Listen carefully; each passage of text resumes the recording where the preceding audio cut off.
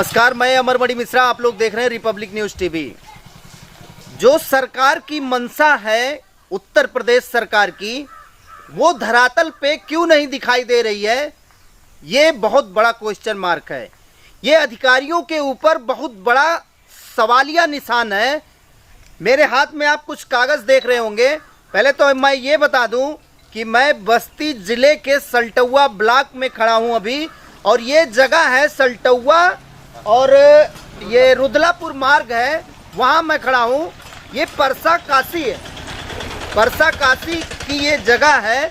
और ये मेरे हाथ में जो आप कागज़ देख रहे हैं, इसके बारे में मैं आपको बताऊंगा। लेकिन इससे पहले ये बताना, याद दिलाना चाहता हूँ उन अधिकारियों को जो शासनादेश भी नहीं मानते हैं, जिला अधिकारी मंडलायुक्त की बातें भी नहीं सुनते हैं, कुछ भी उनको दिखाई या सुनाई नहीं देता है कि उनके उच्चाधिकारी क्या एक्चुअल बताते हैं, और उनको सुनना भी चाहिए कि नहीं सुनना चाहिए। पर डे अभी जिला अधिकारी महोदय बस्ती ने बताया है कि कम से कम हर तहसील, हर जगह पे कम से कम 200 फाइलों का निस्तारण पर डे होना चाहिए, जो कि उनका अपना खुद का शासनादेश है जिला बस्ती अधिकारी महोदय का। अब मैं आपको ये दिखाना चाहूँगा, अगर कैमरामैन साहब थोड़ा सा ये दिखा पाए। ये कागज़ है 30/1/1996 का। ये फार्म 5 का कागज़ है, जिसमें इन महोदय का जो पीड़ित व्यक्ति हैं, इनके बाबा जी का नाम है माता प्रसाद।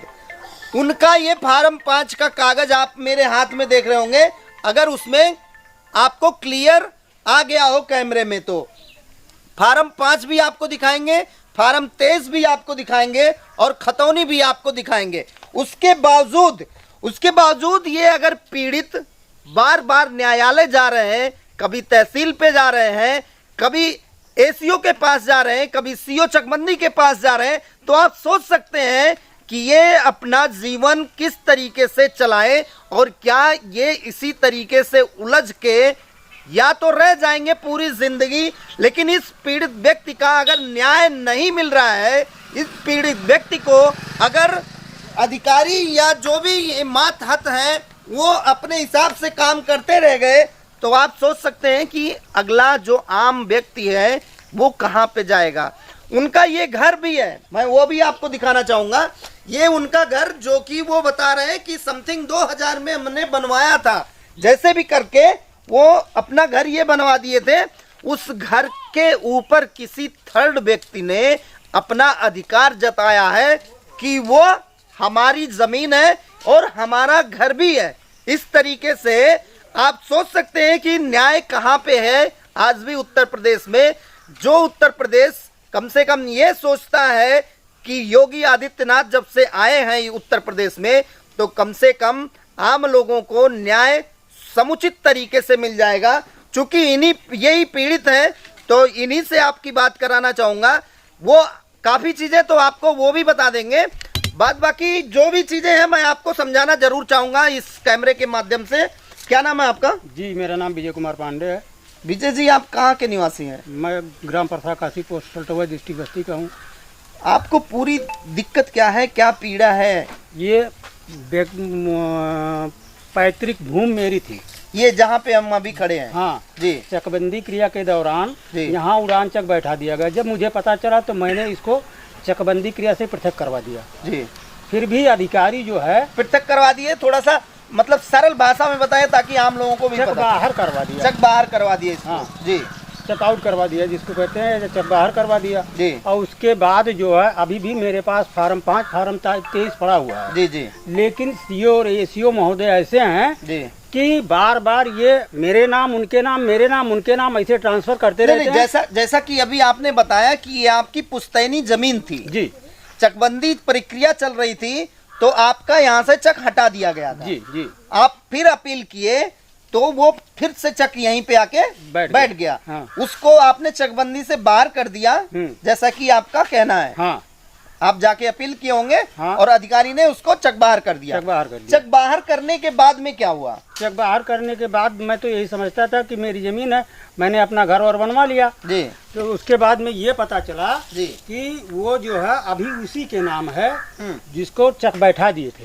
नहीं, जैसा कि मैं मेरे हाथ में जो कागज आपने ही दिया है, ये फार्म 5 का एक तो कागज है। हाँ। ये 1930/12/1996 का कागज है जो फार्म 5 का है। हाँ। उसमें आपके बाबा जी, जैसा कि आप बता रहे हैं कि माता प्रसाद जी आपके बाबा जी थे, यही हाँ, ना? हाँ। तो उसमें नाम दर्ज है। हाँ। ये पकड़िए आप एक कागज, ये दूसरा कागज है, जैसा कि मैं आपको दिखाना चाहूंगा, अगर कैमरामैन साहब इसको जूम करके थोड़ा सा दिखा पाए, क्योंकि ये फार्म 23 है और इन्हीं का है, तो ये काफी पेपर में, काफी पेज में है, जो कि इनका खुद का अपना जगह बता रहे हैं ये। उसके बाद मैं आपको दिखा दूं, जो ये चिन्हित किए हैं, जो इस जगह का अभी एरिया है, मैं उसको भी आपको दिखाना जरूर चाहूंगा कि वो आपको दिख जाए, खास करके कैमरे पे दिख जाए, ताकि आप लोगों को भी क्लियर चीजें पता चल पाए। ये है आपका, ये मैं आपको दिखाना चाहूंगा, ये लकीर होगी, आप इसमें से पढ़ सकते हैं कि इसमें ये गाटा संख्या 77 है, जो चकबंदी से पृथक किया जाता है। थोड़ा जूम करके दिखा पाए तो दिखा दीजिएगा इसको कैमरामैन साहब। ये रहा जो जिसको मैं आपको चिन्हित करना चाह रहा हूं, ये उस टाइम का गाटा संख्या 77 था। अगर आ गया हो कैमरे में तो आप इसको भी देख सकते हैं। ये आपको फार्म 23 में भी इनके नाम पे आपको मिल जाएगा, जो कि मैं आपको बता दूं, आप जैसा कि इसमें पढ़ पा रहे होंगे बहुत बाकायदा, ये 16/7/2021 का फार्म 23 इनको मिला हुआ है, जैसा कि इस कागज में दिखाई दे रहा है। अब दूसरा चीज मैं आपको एक कागज और पहले दिखा दूं, ये इनका नाम घनश्याम है, जैसा कि आप इसमें पढ़ भी पा रहे होंगे, और अगर आप जूम करके इसको भी दिखा सकते हो तो कम से कम जो मेरे दर्शक हैं उनको पता चल पाएगा, जो कि ये 22/2/2018 विजय कुमार बनाम सरकार आदेश हुआ है कि इनकी ये जमीन है। आप पूरी वो चीज उसमें जाके देख सकते हैं चैनल पे। अब ये सारी चीजें आप सोच सकते हैं कि 2021 में 2022 में 18 का आदेश था, ये क्लियर हो गया। अब इतना सारा चीज जिस व्यक्ति के पास हो, पेपर फार्म 5, फार्म 23, और ये जैसा कि आप लोग इसमें देख ले रहे हैं, ये सारी चीजें इनके पास है। अब उसके बाद अगर कोई अधिकारी इसमें किसी भी तरीके से, चाहे इसको कह लें दलाली कर रहा है या ये कह लें भ्रष्टाचार कर रहा है, आप सोच सकते हैं कि वह पीड़ित व्यक्ति किसके पास जाएगा। पूरी बात वही बताएंगे पांडे जी ही, क्योंकि दर्द तो उन्हीं का है और सह भी वही रहे।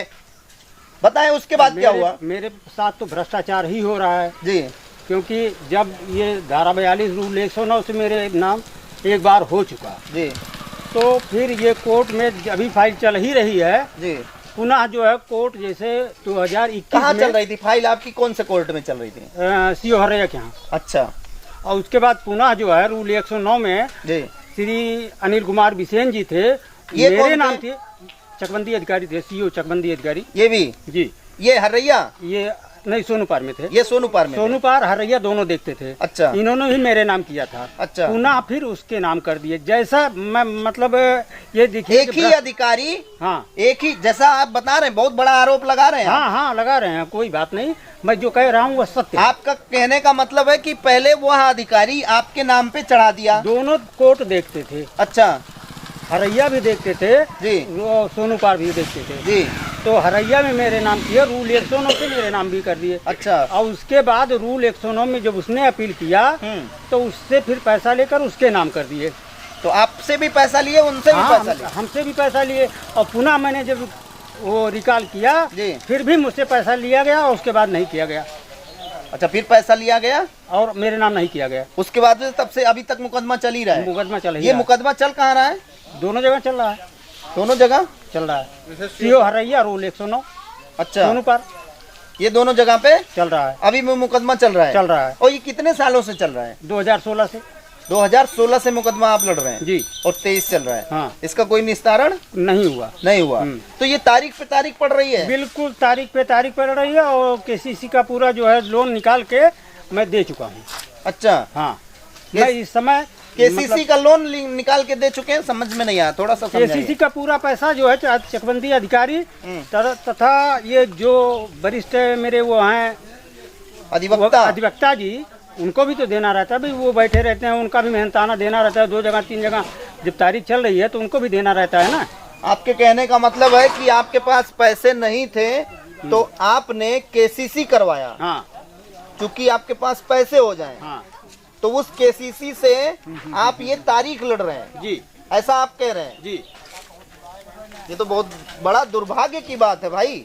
दुर्भाग्य कहाँ, अभी कहाँ न्याय मिला, जहाँ दुर्भाग्य की बात है, न्याय कहाँ मिल रहा है। अभी आपको क्या लग रहा है कि आपको क्या करना चाहिए कि आप संतुष्ट हो जाएंगे? मुझे न्याय चाहिए जी, मुझे न्याय चाहिए, मुझे न्याय मिल जाए। आपको लग रहा है कि इस तरीके से जो अधिकारी कार्य कर रहे हैं न्याय आपको मिल सकता है? अब मुझे तो इन लोगों से नहीं लग रहा है, बाबा जी से निवेदन है कि वही न्याय दिलाएंगे। बाबा जी कौन? बाबा योगी आदित्यनाथ जी से। योगी आदित्यनाथ जी से जी, क्योंकि योगी आदित्यनाथ जी से तो उम्मीदें वाकई में बहुत सारे लोगों की हैं, और जिस तरीके से उनका कड़ा फैसला आता है उससे लोगों को संतुष्टि भी मिल जाती है बहुत सारी चीजों पे। लेकिन इनके जो अधिकारी हैं, जो यहाँ पे बैठाए गए हैं जिस कार्य के लिए, वही अपना कार्य नहीं करते हैं। तो अभी कौन इस टाइम में, जहाँ जो आप सीओ हर्रैया बता रहे हैं जी, इस टाइम कौन है? कोई यादव जी हैं। कोई यादव जी आए जी, उनसे कभी मुलाकात हुई आपकी? जी, अच्छा, हाँ। अब की बार तारीख कब की है? 10 की थी जी, अभी, मतलब वकील साहब से लिया नहीं है। चलिए, तो अब की बार जब की तारीख पड़ेगी एक बार हमको भी बताइएगा।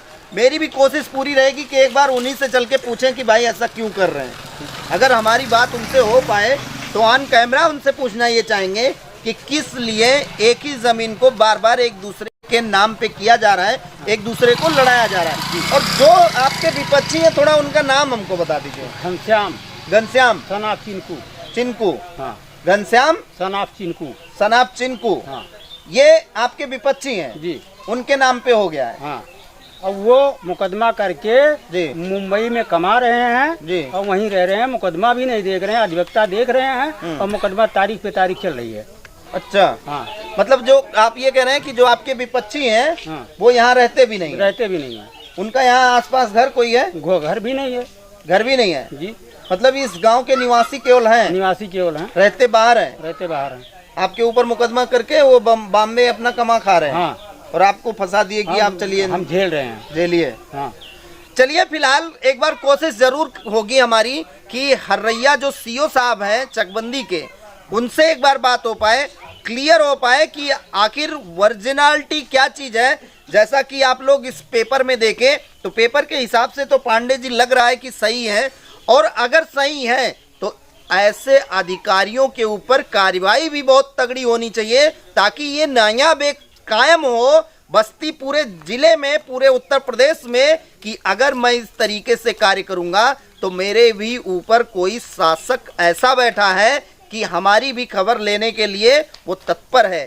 फिलहाल इस वीडियो को वहां तक पहुंचाइए, माननीय तक, और इसीलिए कह रहा हूं बार बार कि जब तक वहां तक पहुंचता नहीं है, बीच में ही लोग यहीं पे दबा के रख लेते हैं, इसीलिए ऐसे भ्रष्ट अधिकारियों के ऊपर कार्रवाई नहीं हो पाती है। फिलहाल अभी आप लोग देख रहे थे रिपब्लिक न्यूज टीवी, मैं अमरमणि मिश्रा।